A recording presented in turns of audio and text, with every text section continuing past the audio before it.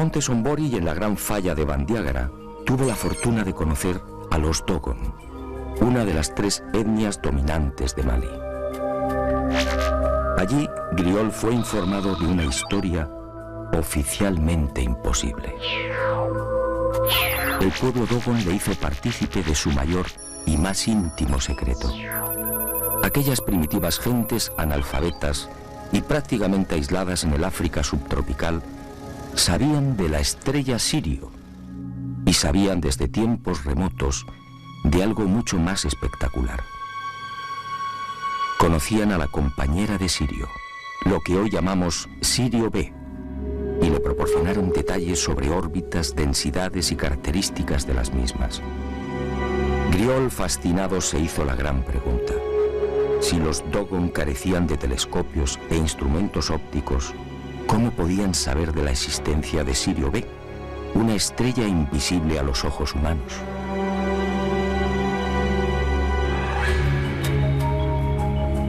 A su regreso a Francia, Marcel Griol indagó sobre Sirio.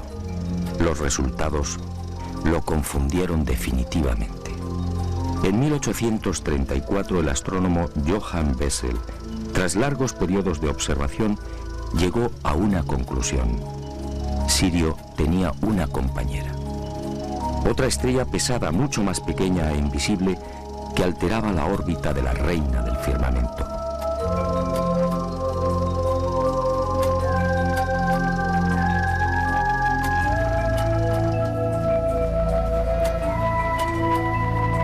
En 1862, el norteamericano Alvan Clark consiguió distinguir un débil punto luminoso allí donde había señalado Bessel y confirmó la existencia de un segundo astro, Sirio B. No se trataba, por tanto, de una estrella invisible, pero el brillo de Sirio A, de primera magnitud, eclipsaba prácticamente a la recién descubierta Sirio B. Después, a partir de 1915, llegaron otros descubrimientos. Y se supo que Sirio B era una estrella increíblemente caliente, con una irradiación 3 veces superior a la de nuestro Sol. Y se conoció igualmente su diámetro, 42.000 kilómetros, es decir, apenas 3 veces el de la Tierra. Se calculó su órbita, unos 50 años para dar una vuelta completa alrededor de Sirio A. Pero lo más espectacular fue su densidad. Sirio B dispone de tal fuerza de gravedad que 1 metro cúbico de materia pesa 71.000 toneladas. Si un ser humano pudiera vivir en ella, su estatura no alcanzaría 1 centímetro. Todo un hermoso ejemplar de lo que en astronomía se denomina enana blanca.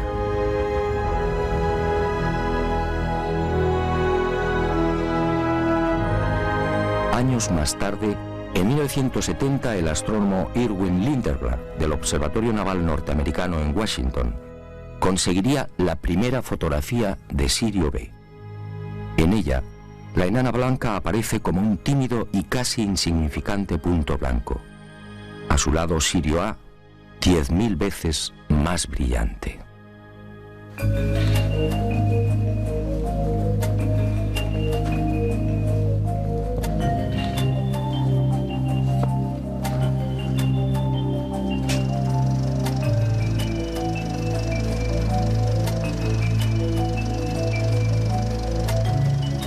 No había duda.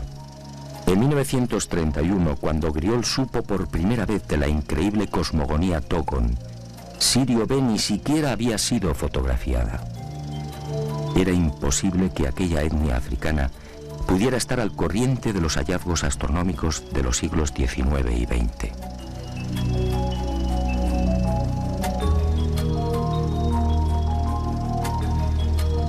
El impacto fue tal que en 1946 Griol regresó a Mali, esta vez acompañado por Germaine Dieterlen, etnóloga y secretaria de la Sociedad Africanista del Museo del Hombre de París. 4 años después, los investigadores franceses publicarían un dossier con sus averiguaciones. Aquel artículo, publicado en 1951 bajo el título Un sistema siriano en Sudán, pasó casi desapercibido. 21 años más tarde, en 1972, el destino puso en mis manos los trabajos de los antropólogos galos, y yo también quedé desconcertado y fascinado. Era preciso investigar de nuevo. Era preciso viajar a Mali.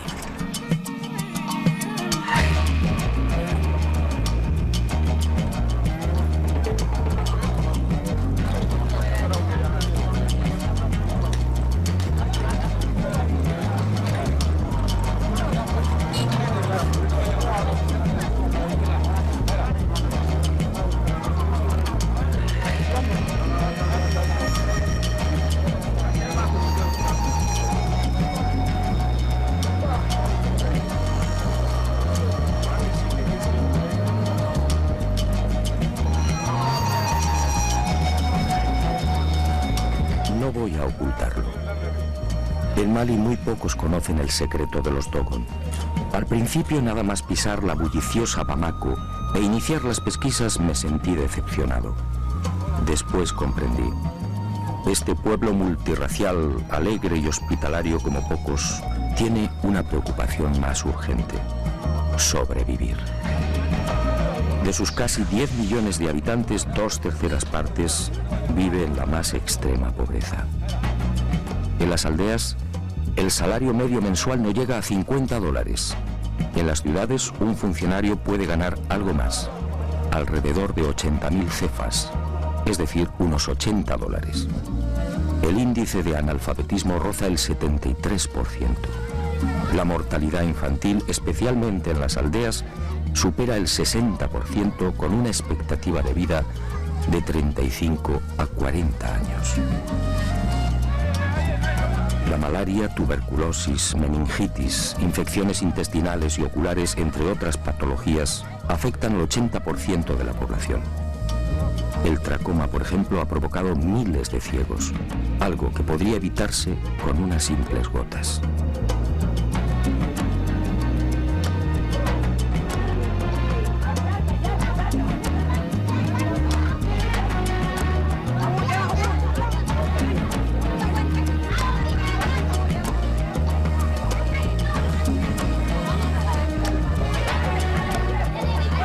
Pero Mali confía en Alá y en el potencial de su juventud. El 60% de la población tiene menos de 20 años.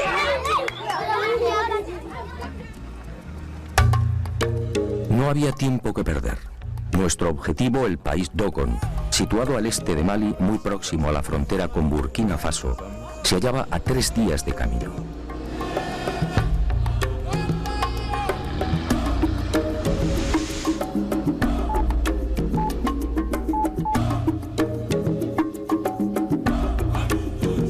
La temporada de lluvias tocaba a su fin, pero no debíamos confiarnos. Los caminos, siempre difíciles en Mali, podían convertirse en torrenteras o cenagales de la noche a la mañana. No importaba.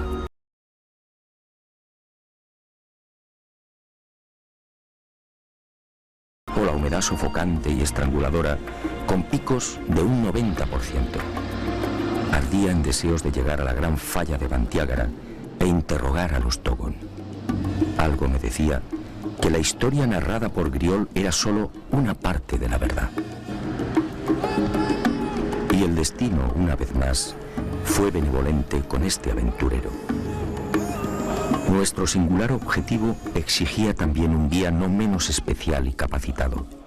Y en nuestro camino apareció Lassane Congo, un joven de la tribu de los Mosi, un veterano rastreador de leones en su país natal, Burkina Faso. Un descendiente de guerreros que a los 4 años se sometió al Wui, la prueba del dolor, permitiendo que un cuchillo abriera su rostro.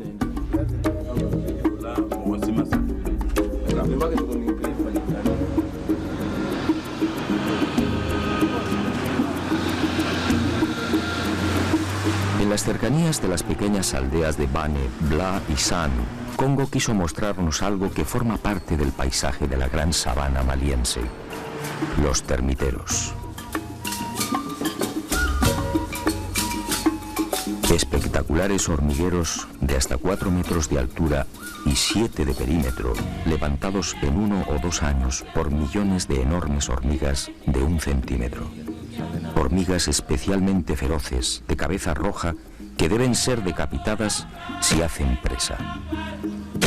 Termiteros en los que todavía hoy son abandonados los bebés que han tenido la mala fortuna de nacer albinos. Termiteros que las etnias de Mali asocian a la ablación o mutilación del clítoris. Para ellos, desde la más remota antigüedad, la presencia del clítoris solo conduce al nacimiento de niños deformes. Más adelante, al hablar con los Dogon, aclaramos el porqué de esta superstición.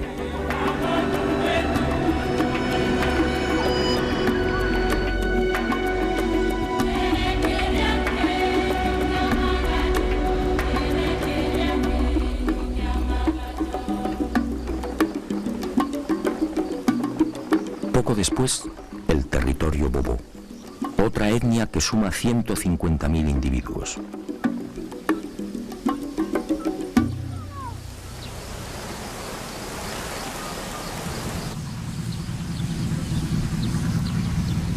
Los grandes especialistas en la cría de perros. Un pueblo caníbal que sigue practicando el ritual de comer carne humana.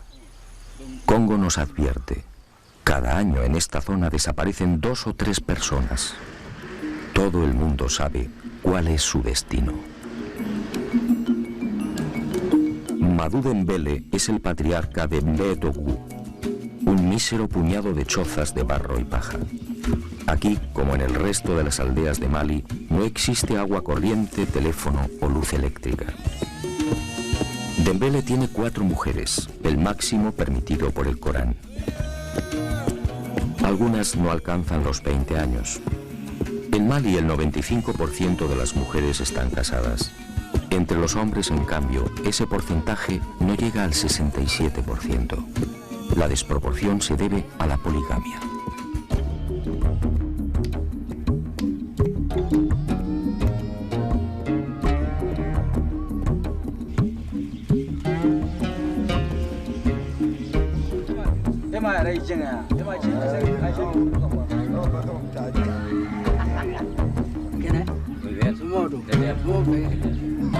Al principio Madou desconfía y responde a nuestras preguntas con evasivas. Somos blancos, es decir, diablos. Mañana, según él, podemos regresar con soldados y aniquilarlos. Congo sabiamente lo tranquiliza. Aprovechamos para aliviar la conjuntivitis de algunos de los niños y Dembélé termina comprendiendo que somos gente de paz. Nos muestra la aldea y se despide con una frase sagrada para los Bobo. Alá ki bombosi yanga ki kusinguille. Que Dios permita que te crezca la barba.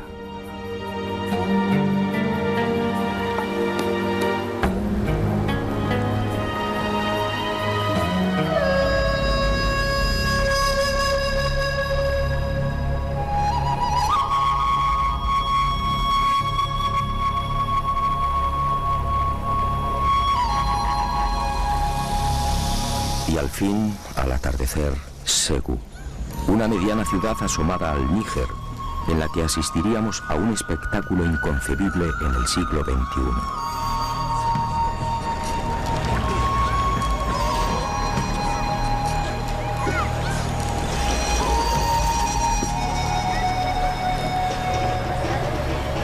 Cuando Congo me explicó, sinceramente no le creí. ¿Esclavos en el siglo XXI? Así era. Allí en las afueras de Ségou malviven los Belá, los últimos esclavos del planeta. Mejor dicho, esclavos recién liberados por sus dueños y señores, los tuaregs. Otros muchos, alrededor de 300.000, permanecen en la esclavitud en las zonas desérticas de Mali, en Níger y en el sur de Libia y Argelia. Son los parias de los parias, los apestados. No reciben dinero, solo la comida y el honor de servir a los señores del desierto. Hoy, los Belá libres apenas suman un 3% de la etnia.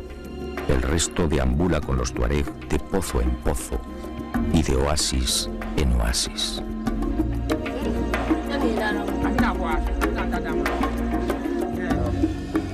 Al dejar atrás Segu, no pude evitar un profundo sentimiento de tristeza. Aquella era la cruda realidad de Mali, una realidad ignorada por el mundo.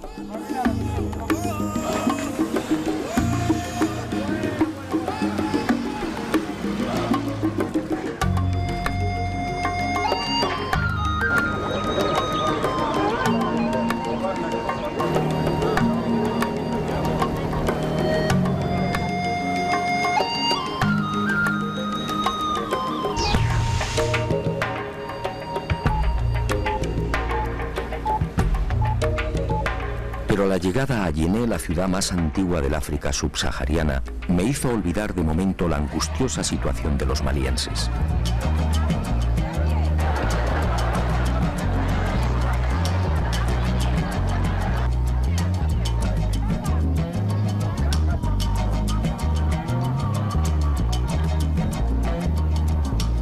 Yené, 2200 años de historia. El punto de reunión por excelencia de la mayor parte de las etnias de Mali. Aquí cada lunes, en el gran mercado se concentran miles de bambara, bobos, boyas, songais, yermas, dogon, peuls, malinquens, mandingas y un interminable, etcétera. Aquí comercian y se relacionan, aquí se pactan matrimonios, aquí bajo un viento abrasador se pasean tuaregs con su séquito de esclavos. Aquí los maridos permiten que sus mujeres exhiban el oro que los acredita como hombres ricos. Aquí, solo las mujeres que se saben bellas pueden lucir un anillo de oro en la nariz. Aquí se hablan 50 dialectos. Aquí, en la ciudad que sirvió de inspiración a Julio Verne para su obra 5 semanas en globo, se alza la más famosa mezquita de la nación. Una construcción levantada en su totalidad con barro de la sabana, enriquecido con estiércol de vaca, paja, espinas de pescado y agua del Bani, afluente del Níger. Un monumento ocre y severo que debe ser remodelado cada año al concluir las lluvias.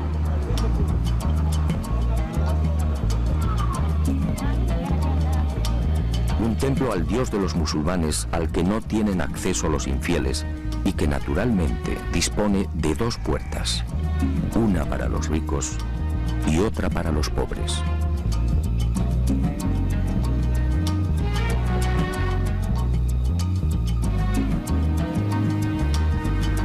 Yené, una ciudad en la que los maestros coránicos enseñan a los niños en plena calle, suras sagradas en la mano derecha y una fusta en la izquierda.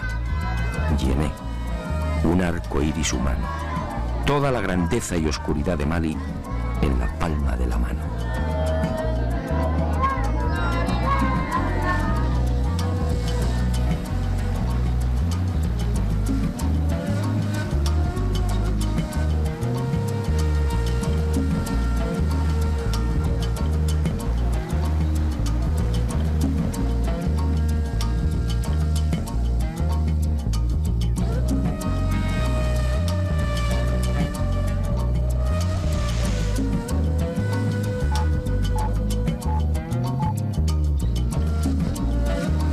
Finalmente nuestro objetivo, el país Dogon, un gigantesco acantilado de 200 kilómetros,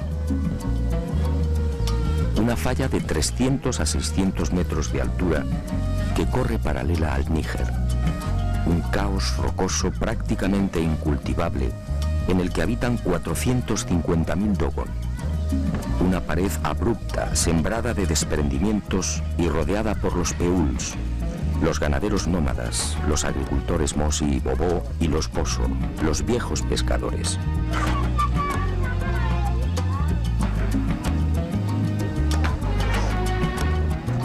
Un país en miniatura que disfruta de un especial microclima. Un país bendecido por las lluvias en el que crecen los majestuosos baobabs, las generosas ceibas y tamarindos, las serenas acacias y los lujuriosos mangos.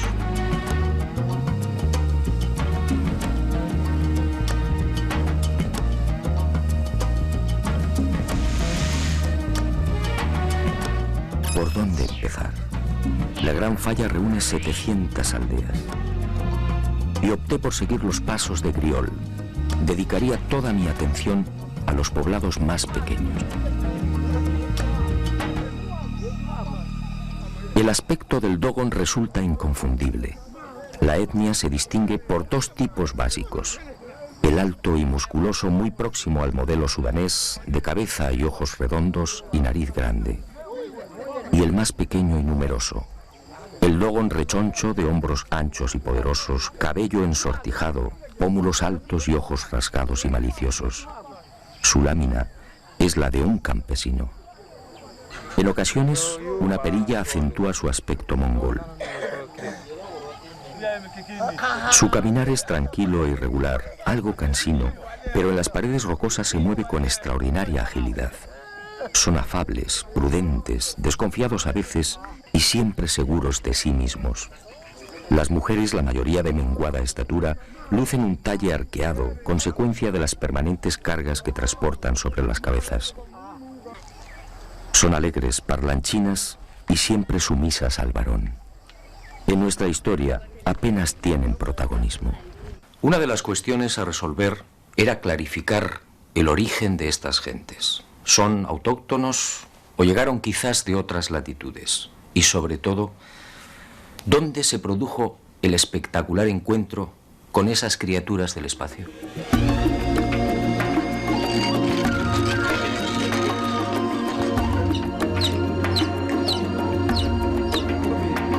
Historiadores y antropólogos no terminan de coincidir. Ni siquiera ellos, los Dogon, lo saben con certeza. La hipótesis más factible apunta hacia el antiguo reino de Ghana. Allí, hacia el año 1040, la invasión de los almorávides debió propiciar el éxodo de numerosas etnias animistas que no deseaban convertirse al Islam. Y los Dogon fue uno de los pueblos que terminó huyendo hacia el este. La huida debió registrarse entre los siglos XI y XII. En las antiguas leyendas Dogon se menciona siempre un enemigo a caballo que los expulsó de las tierras occidentales. Esto, en principio, fijaba el lugar y la posible fecha del encuentro con los seres del espacio en territorio de Mali y no más allá de los referidos siglos XI o XII. Lo que sí aparece con nitidez en la tradición Dogon, corroborado por las excavaciones e investigaciones arqueológicas, es que al llegar a la Gran Falla, los fugitivos encontraron el lugar habitado por otro pueblo, los Telen, unos pigmeos que se adornaban con pinturas rojas.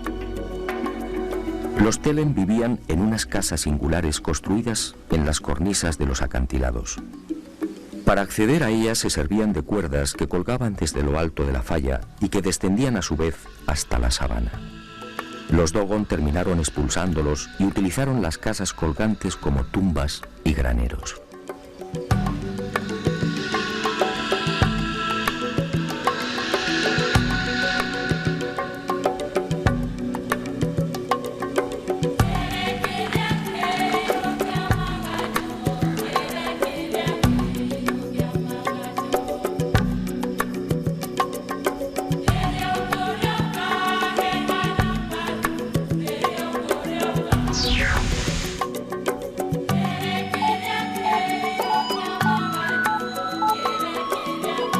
Llegó el gran día, mi primer contacto con uno de los ancianos y depositario del secreto de los Dogon, Pangale Dolo, vecino de Sanga y nieto de Ogotemeli, el cazador ciego que informó durante años a Marcel Griol. En realidad, mis temores eran infundados. Tanto en los escritos de Griol como en los relatos de otros especialistas, pude observar cómo los antropólogos hacían especial énfasis en las grandes dificultades a la hora de obtener información por parte de los Dogon. Todos hablaban de un cerrado secretismo, un conocimiento iniciático que era transmitido después de una minuciosa selección del aspirante. Para mi sorpresa, como digo, tanto el anciano Pangale como el resto de los sabios con los que conversé no expresaron contrariedad alguna ante mis deseos de conocer los detalles de aquel misterioso encuentro. Todo lo contrario. Y conforme fui profundizando en la asombrosa historia, aquel viejo presentimiento cobró fuerza. Griol y Dieterlen solo contaron una parte de la verdad.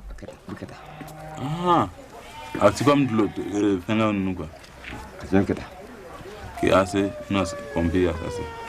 No es como los que eran convertidos. He aquí el relato de primera mano y en exclusiva del misterioso encuentro del pueblo Dogon con los seres procedentes del sistema de Sirio. Un relato apasionante que he intentado ordenar y que fue obtenido en largas conversaciones en una treintena de aldeas. Como decía, ninguno de los iniciados Dogon y tampoco el afable Pangalé supieron darme razón sobre la fecha de dicho encuentro. Ocurrió, eso sí, no muy lejos de la falla. La mayoría de mis informadores señaló el lago Debo, al noroeste de Bandiagra, como el lugar más probable. Al principio y a plena luz del día apareció una estrella. Pangalé la llama Ie Pelu Tolo, la estrella de la 10ª luna.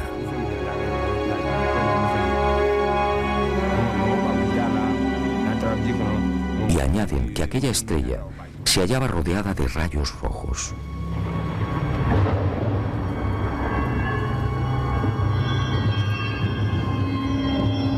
Y de aquella singular estrella vieron surgir un objeto circular, gigantesco, que giraba sobre sí mismo. Pero al llegar al suelo, cambió de forma y se transformó en una especie de cesta con una base cuadrada y una abertura circular en lo alto. El arca, al posarse en la tierra del zorro, levantó una gran polvareda. Y los animales huyeron, y también los seres humanos.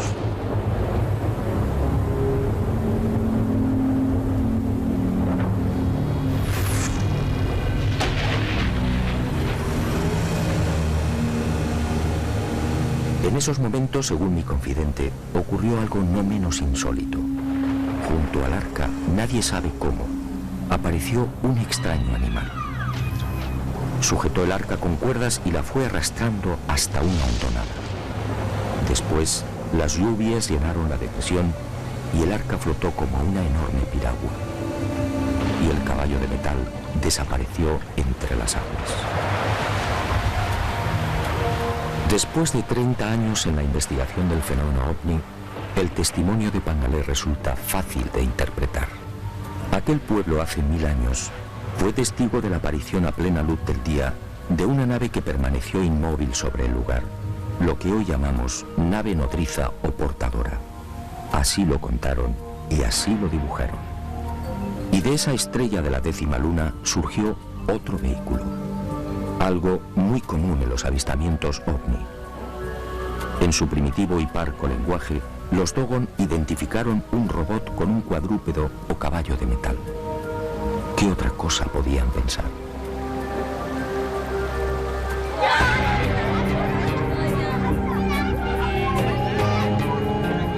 Pero la llegada del arca originó un primer problema. Según Pangalé, al descender a tierra, el fuego quemó plantas, animales y hombres. Ese fue el origen de los albinos, la primera voluntad de Dios al visitar la tierra. Por eso los albinos son criaturas especiales, tocadas por la divinidad. Por eso los temen y repudian. Por eso los abandonan al pie de los termiteros, nada más nacer.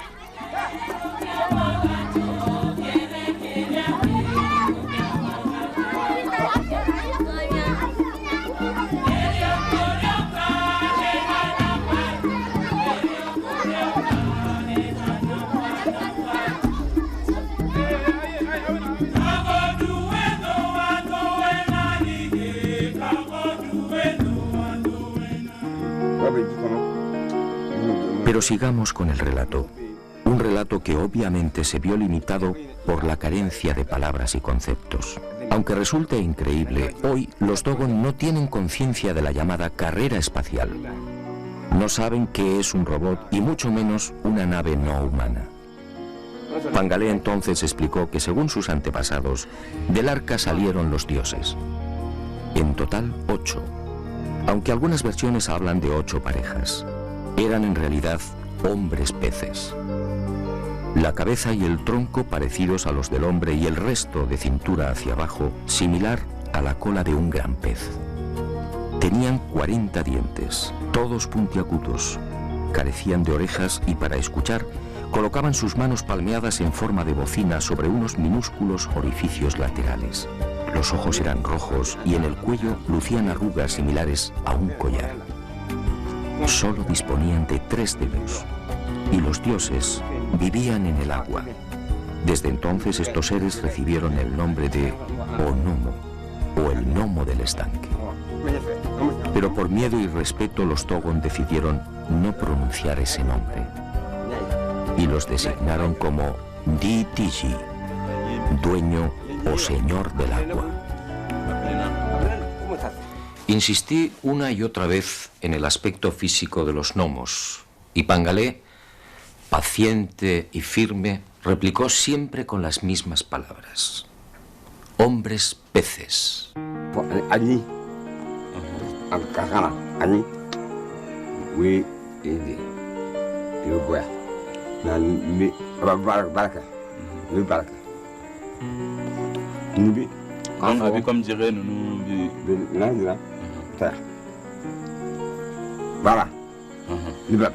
O sea, respira por...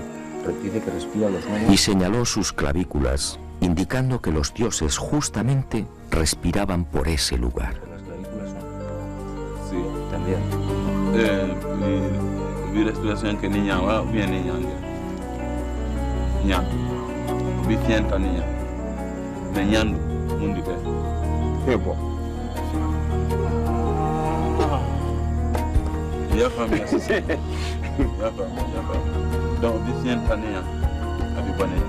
A lo largo de aquellos días, ganada la confianza de Pangalé, el anciano fue revelándome otros secretos. Así supe, por ejemplo, que los gnomos bajaron a la tierra para enseñar y de alguna manera evangelizar a los hombres. Convivieron con los Dogon y les mostraron cómo cultivar la sabana, cómo fabricar herramientas y cómo fundir metales.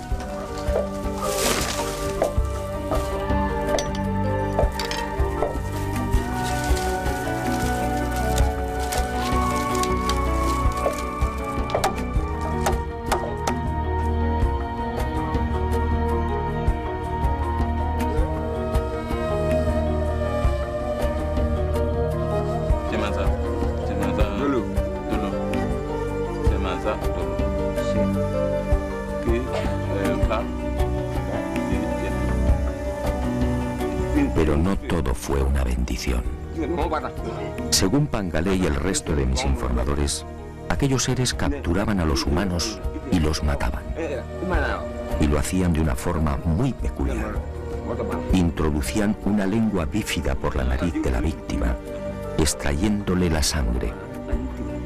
El pánico de los Dogon llegó a tal punto que al ver descender las arcas se escondían en bosques y aldeas, no acercándose jamás a ríos o lagos. Extracción de sangre. Aquello me recordó otros sucesos similares acaecidos en nuestros días, pero con animales. Griol, en efecto, no había contado toda la verdad. Y Pangalé reveló algo que me dejó perplejo. Los gnomos continuaban bajando a la tierra. Los había visto hacía 3 lluvias. Tenían un cabello largo hasta la cintura y la mitad inferior como la cola de un pez. Se movían sin dificultad, sin tocar el suelo. Otros Dogon en otras aldeas me facilitaron idénticos testimonios.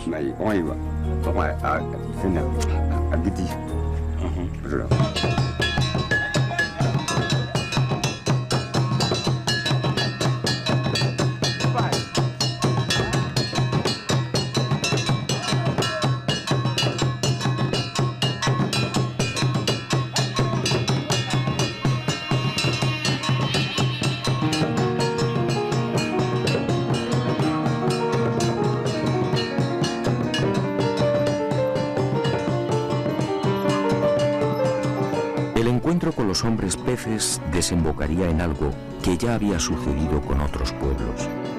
De aquel contacto nacería toda una liturgia y una nueva concepción de la vida. Y para celebrar la llegada de los gnomos, los Dogon establecieron una fiesta, el Sigi.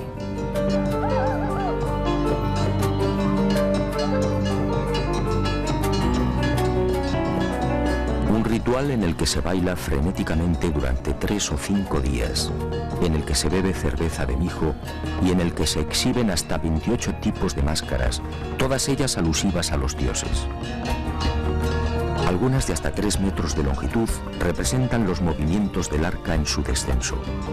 Otras, como la Kanaga, encierran diferentes interpretaciones según las tribus. Para algunas recuerdan el signo que lucía el arca en su panza, un símbolo bien conocido en nuestros días por los investigadores de ovnis. Para otras, esa H es el vínculo que une a los vivos con los muertos.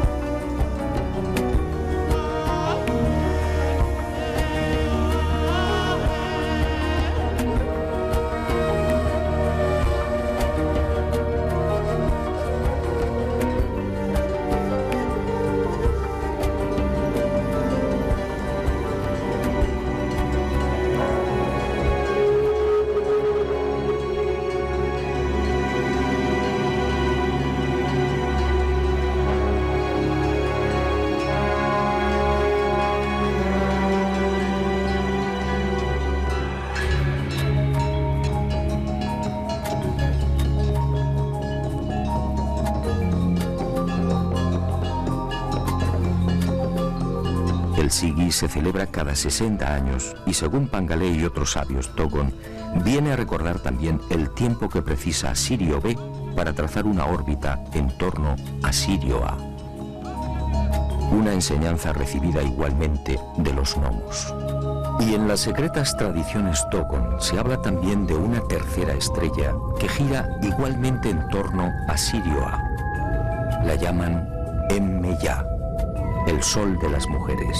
Lo increíble es que Emmeya, o Sirio C, fue descubierta por los astrónomos en 1995.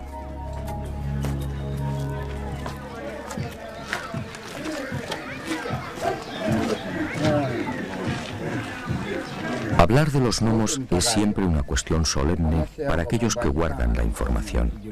Por eso, la mayor parte de nuestras conversaciones tuvo lugar en la Toguna, la casa de la palabra, una especie de templo en el que se reúnen los hombres, solo los hombres, para dialogar y tomar decisiones. Una suerte de sala de conferencias inspirada también en aquel remoto encuentro con los hombres peces. 8 son sus pilares en recuerdo de los 8 gnomos que descendieron por primera vez. Y 8 deben ser las capas de mijo que forman la techumbre. Una techumbre levantada a 1 metro del suelo. Esta, al parecer, fue la indicación de los seres de Sirio. De esta forma, al no poder incorporarse, las discusiones transcurren en paz. Y fue en la casa de la palabra de Ireli, de Amani, de Ende, de Teli, de Yigibombo, de Songo y de Yugadugoru, entre otras aldeas donde fui enriqueciendo la información sobre aquellos seres del espacio. Los ancianos, complacidos por el interés de aquel extranjero, respondieron sin reservas a todas mis cuestiones y quedé nuevamente desconcertado ante la sabiduría de aquel pueblo. Los gnomos, al parecer, les enseñaron otras muchas cosas. Les enseñaron que hay otros mundos también habitados. Nosotros, por ejemplo, nos hallamos en la 4ª tierra. En la 3ª viven los hombres con cuernos. En la 5ª, los hombres con cola. En la 6ª tierra, los hombres alados. Los Dogon conocen la estructura en espiral de la Vía Láctea y hablan de 1000 millones de sistemas solares semejantes al nuestro. Conocen los 4 satélites interiores de Júpiter. Me hablaron de Saturno y de sus anillos. Dicen que Venus al principio era rojo. Describen a la perfección los movimientos de rotación y traslación de la Tierra. Los gnomos les enseñaron que la Tierra necesita 12 meses para completar esa órbita. y de ahí tomaron su calendario. Saben que el sol se consume y que la luna es un cuerpo muerto. Y desde hace 1000 años tienen conocimiento del aparato circulatorio humano. ¿Cómo podía ser? La circulación de la sangre fue descrita por Miguel Servet en 1546. Y los gnomos les hablaron también de Ama, el gran dios, un dios único y sustentador de todo lo creado, algo que choca frontalmente con las religiones animistas que los rodean y que disponen de cientos de dioses. Un dios que la compleja liturgia Dogon convierte en responsable de la ablación del clítoris. Según la leyenda, Ama quiso tener hijos con la tierra, pero la presencia de los termiteros, el clítoris para los Dogon, dificultó el acoplamiento y la tierra parió un zorro. De ahí que el clítoris, según los Dogon, deba ser extirpado.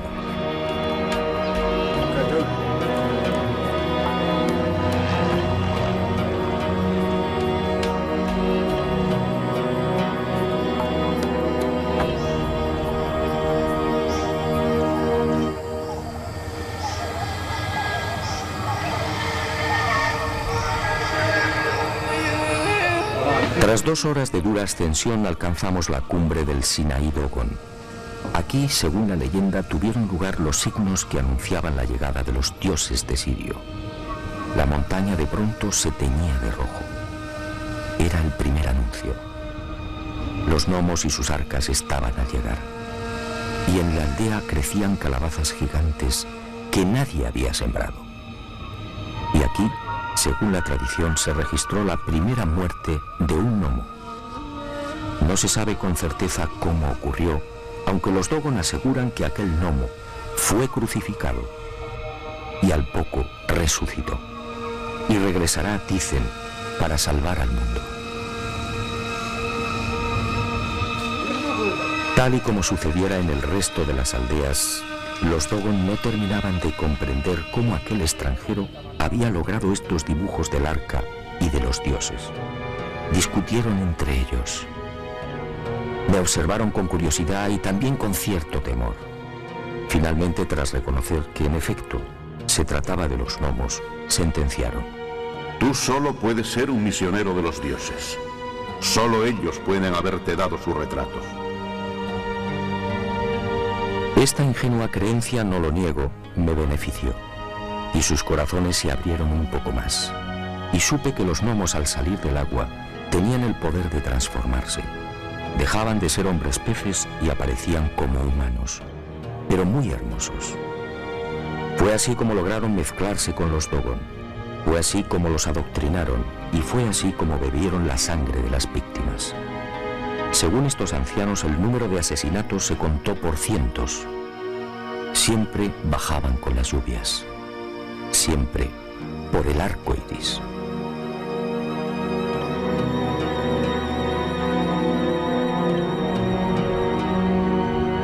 Y cuentan los iniciados que fueron los dioses quienes les enseñaron también a circuncidar.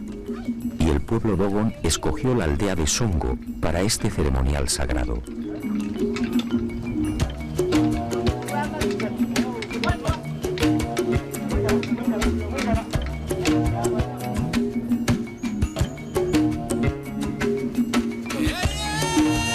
Al pie de estas 1100 pinturas, cada 3 años, grupos de niños de entre 10 y 12 años sufren el corte del prepucio a manos del herrero de la localidad. Las mujeres no pueden ver estas pinturas sagradas. De hacerlo morirían. Para los Dogon, la circuncisión, así fue establecido por los seres de Sirio, es un sacrificio que se ofrece a la tierra.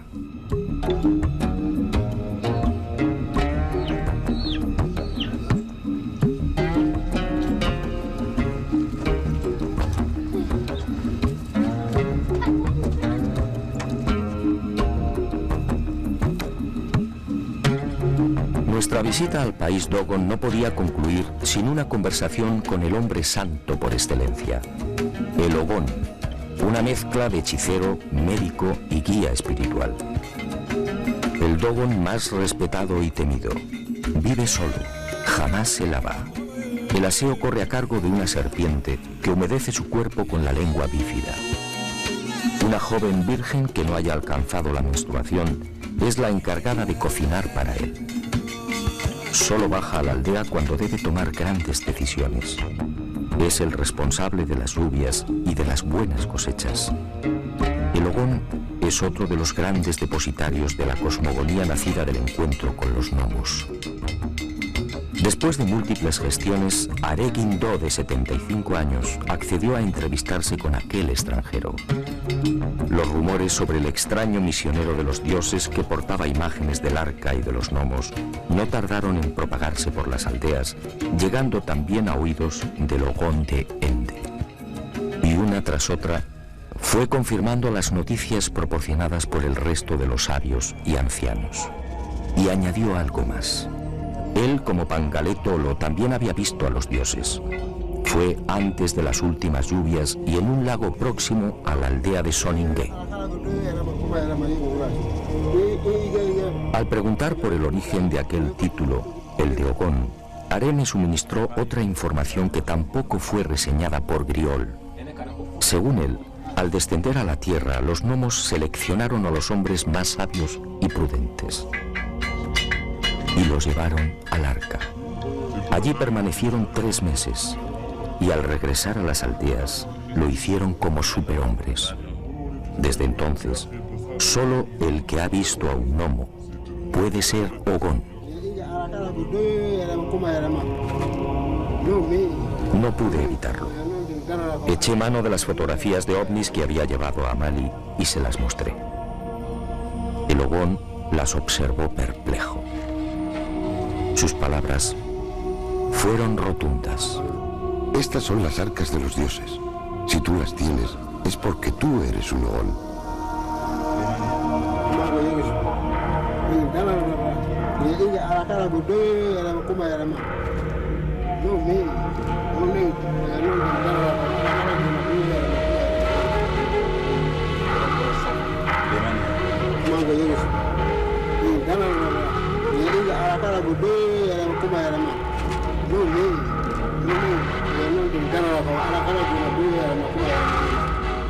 Ahora no tengo la menor duda.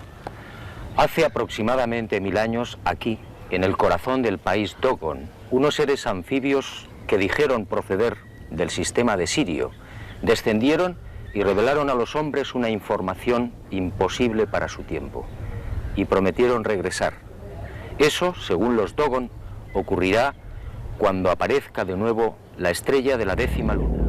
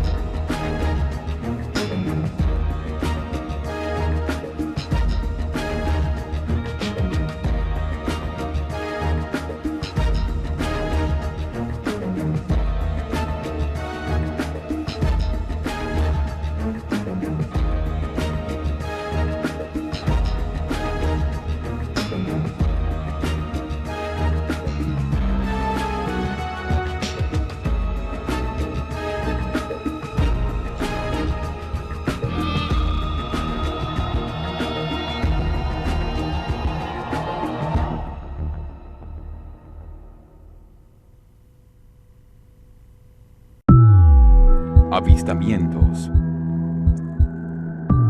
seres de otro mundo.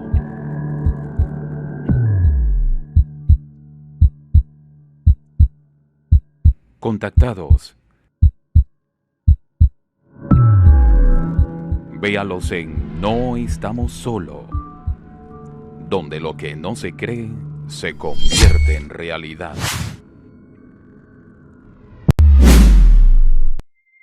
Hola, Panamá.